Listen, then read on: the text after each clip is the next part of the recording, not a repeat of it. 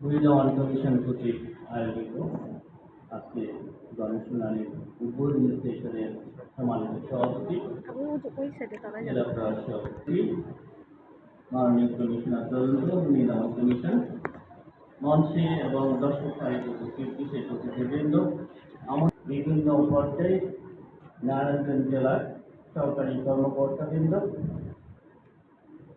সম্মানিত জনপ্রতিনিধিবৃন্দ শিক্ষা প্রতিষ্ঠানের প্রধানগণ স্কাউট গার্লস সম্মানিত সদস্যগণ আসসালামু আলাইকুম।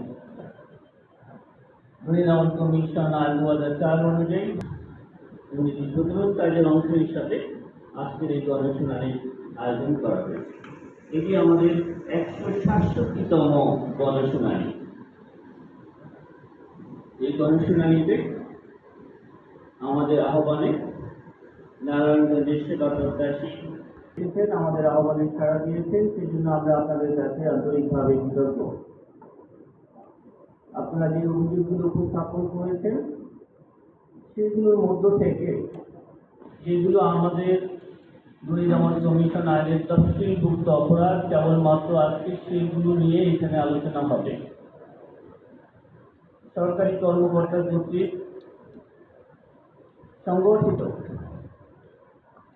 সরকারি সম্পদ আত্মসাৎ, ঘুষ গ্রহণ, ঘুষ প্রদান, ক্ষমতার অপব্যবহার, মানি লন্ডারিং বা অর্থ পাচার এবং জ্ঞাত আয়ের উৎসের সাথে সংগতিবিহীন সম্পদ অর্জনের যে অভিযোগগুলো থাকবে সেগুলো এখানে আলোচিত হবে।